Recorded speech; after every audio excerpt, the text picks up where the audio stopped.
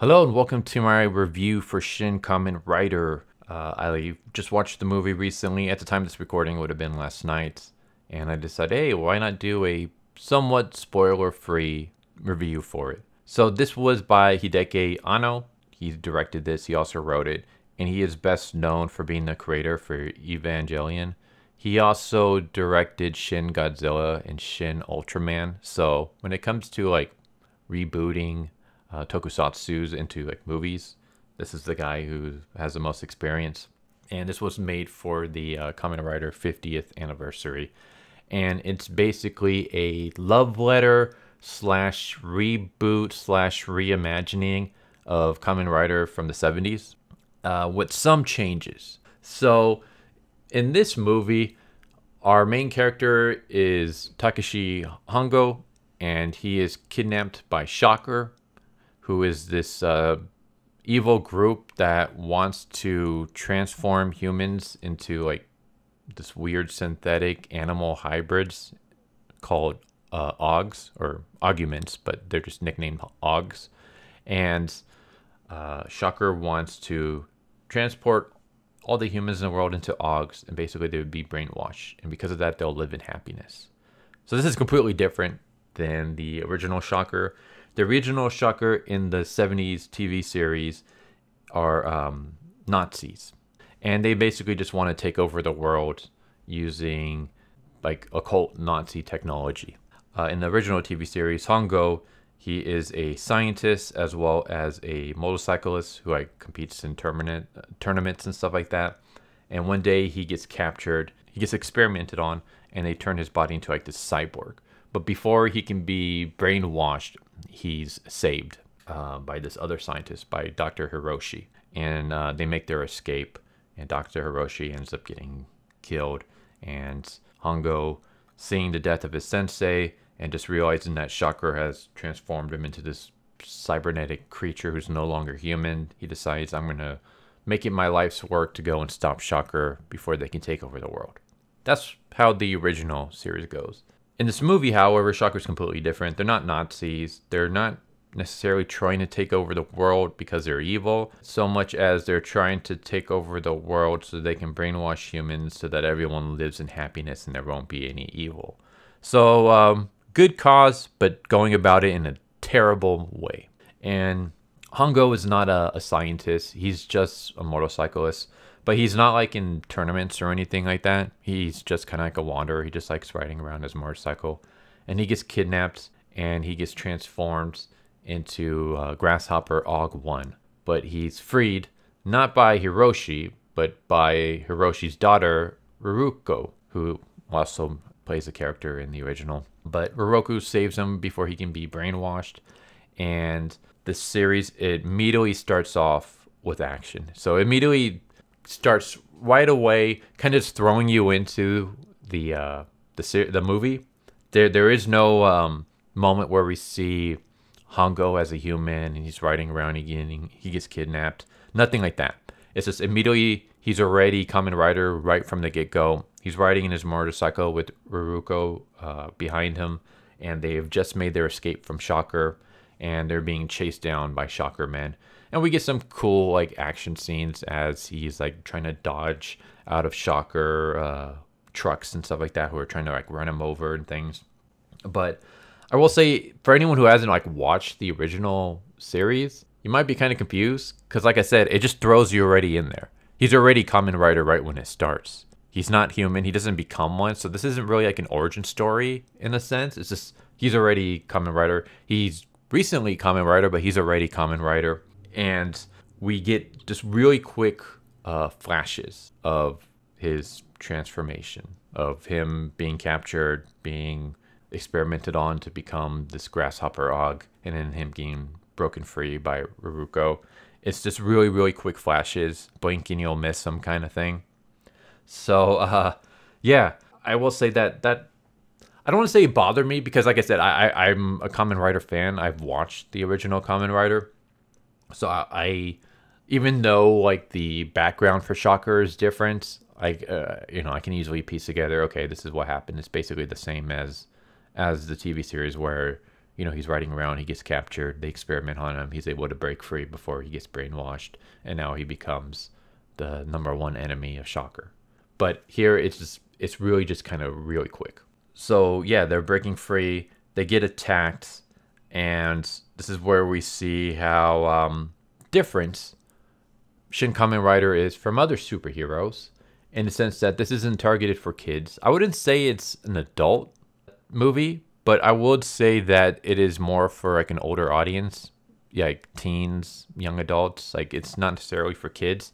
And I say that because the very first fight scene that we get, not even 5 minutes into the movie, he's fighting Shocker soldiers, and he's caving them in with his fists and feet. Like, he punches one and he just caves his face in. It's not really like gory because it's too quick for you to see, but you can see like his hand going into people and then just blood squirting out.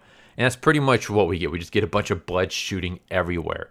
And by the time the fight's done, he's just drenched in human blood, because these Shocker soldiers are humans. They're brainwashed humans. They're not augmented. Only specific people get augmented.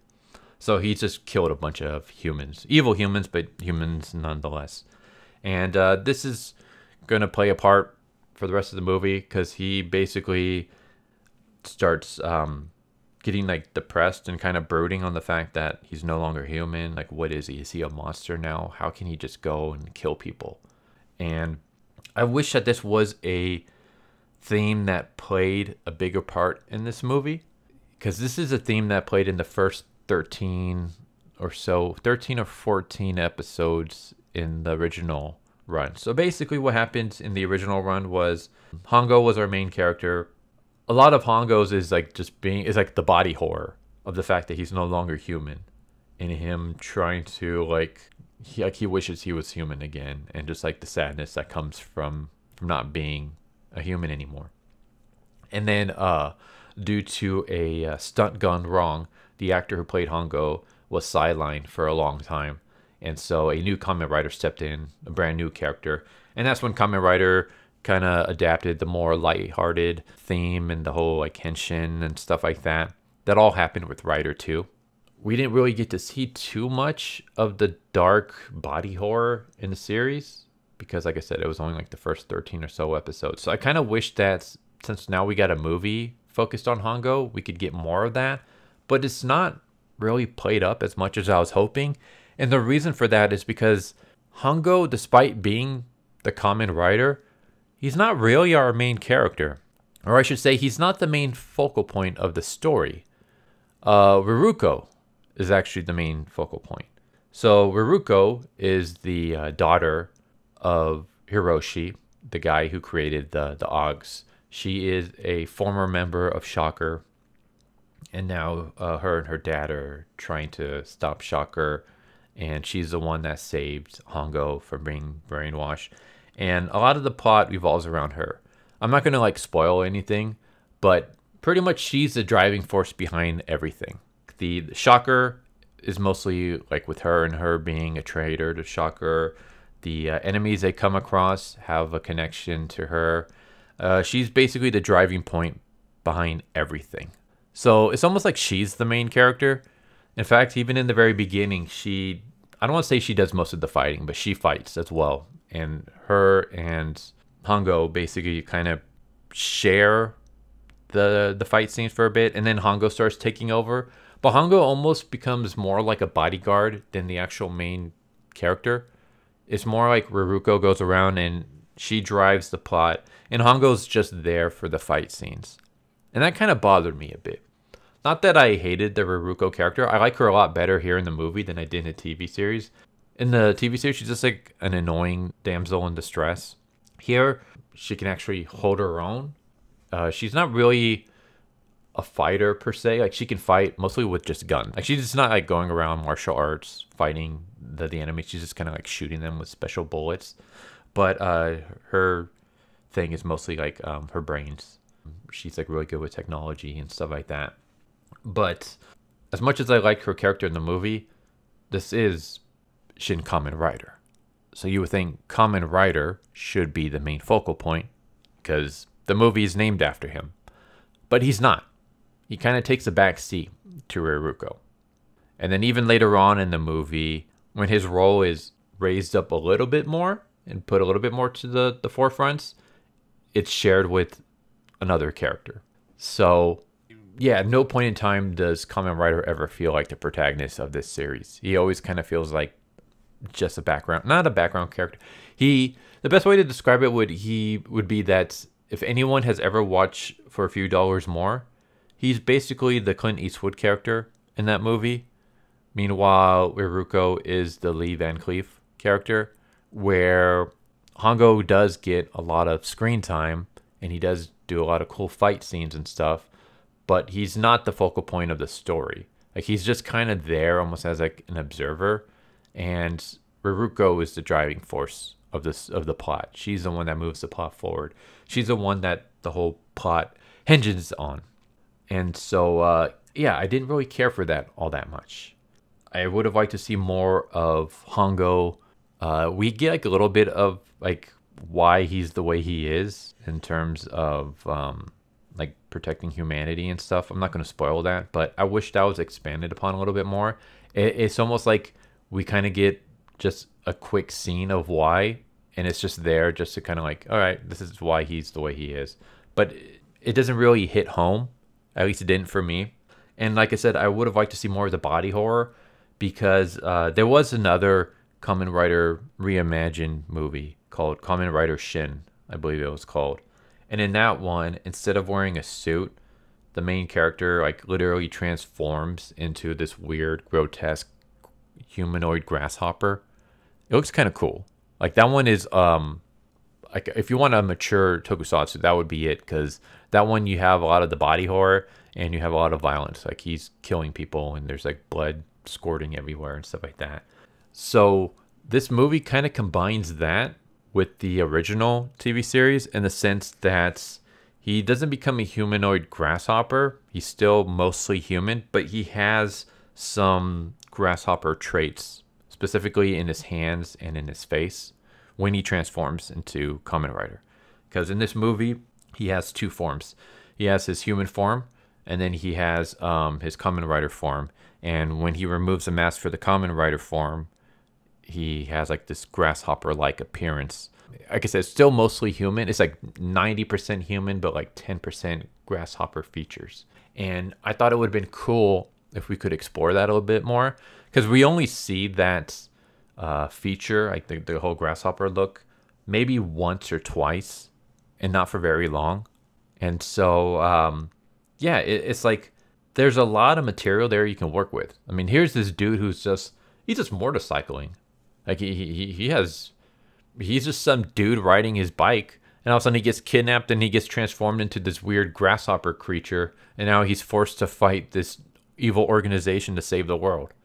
All this stuff is just kind of thrust upon him, and then he takes a back seat to another character. And it's like, why? There's so much you can work with there.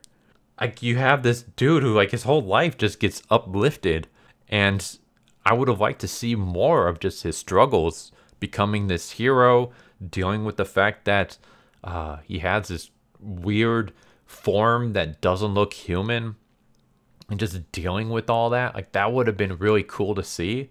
But no, he's just kind of like riding the sidecar to Iruko. So I was like, okay, that kind of sucks. As for the fight scenes themselves, I really enjoyed them. There are different types of fight scenes. So there were like the practical effects fight scenes where it's just him on the ground punching and kicking, and those looked really cool. Like, he's like punching people and just blood squirting everywhere. You have fight scenes that introduce more CGI into it. So he'll be like doing like flips in the rider kick, which it's practical effects, but enhanced by CGI. You get some crazy anime style fight scenes. Like, this series is basically a live action anime. That's the best way I can describe this movie. Live action anime. And you get that even in the fight scenes. There's a lot of CGI incorporated into practical effects to kind of emphasize a lot of the moves and stuff, and just it feels something straight out of an anime. A lot of the CGI could use some work. There are a lot of moments where it's like, okay, I can kind of tell this is CGI. It doesn't completely take me out of the movie, but you can tell that it was CGI. It's not as bad as modern Marvel special effects, so at least be thankful for that. But yeah, there's a lot of cool fight scenes, practical fight scenes, anime style fight scenes on motorcycles. Like there's literally a moment where anyone who's seen John Wick, the horseback chase scene that has like the horseback shootout, it's kind of like that. Only it's on a motorcycle. It's a shootout, but then it also turns into martial arts while on the motorcycle. It's really, really cool. So I absolutely love the fight scenes. The fight scenes in this movie were freaking fantastic.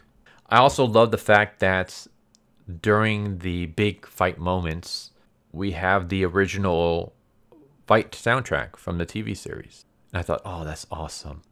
Because the original Kamen Rider theme it's so amazing. I put a little tiny segment of it in the very beginning of the movie. I highly recommend going and listening to the full thing if you haven't. Such an awesome theme. And to have them use it was like, yes, especially for the big fight moments. And the beautiful thing is that it's the actual original song. It's not remixed or anything like that. It's just a more high quality version of the original song. It's just the original song, but cleaner. And I was like, yes, that was so great. I freaking love listening to that while we had Hongo just running around, beating up everybody and dealing out justice. I love the fact that the suit is basically, it's not like a reimagined, completely different suit. It's like a more updated version of the original. Like it very much looks like the original, but if the original TV series had a better budget. So that was awesome. Like I said, the fight scenes are good. I love the fact that we have more focus on the motorcycles because his name is Kamen Rider, which is masked rider. Rider because he rides a motorcycle. And unfortunately, because I think of modern Japanese laws, the Kamen Rider TV series hasn't really implemented motorcycles all that much.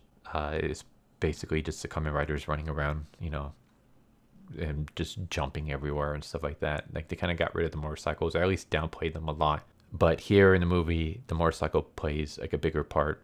Not only just like getting around, but also in fight scenes. Like we get cool motorcycle fight scenes.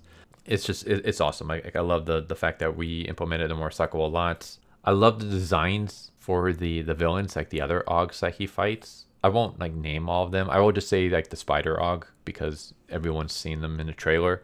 So the Spider Aug is cool, but there's also other Augs and they also look pretty cool as well. I will just say that I wish there was more focus on them. They kind of almost take a backseat to, again, Ruruka and her main plot with Shocker. And what I mean by that is the antagonists that Kamen Rider fights don't really have that much screen time dedicated to them. Like you would think, oh, they might play a bigger part in the movie. No, they're kind of just there for Kamen Rider to beat. And I was like, all right, that's kind of a shame. It would have been nice if like maybe instead of having just like a whole army of Augs, you just had like a couple of Augs and you can give them more screen time. Like maybe the more important Augs, you had them be the main focal point instead of just having like a whole army of Augs to just kind of get through. So yeah, that was kind of a bother. Like I said, the characters themselves, without going into spoilers, I enjoyed them. I already like went all in on Hongo and how he felt like a wasted opportunity. Like what little we saw from him was great. I wanted him to be more of the main focal point. It's his movie. He should be the main focus. Instead, it was given to Riruko.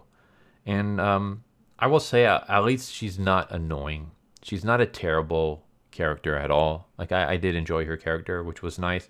Because that's always like a big problem like we see with a lot of modern movies, especially like modern MCU, where we have the hero taking a back seat to a female character and she's like the bestest ever and always saves the day and stuff. At least we didn't get stuff like that.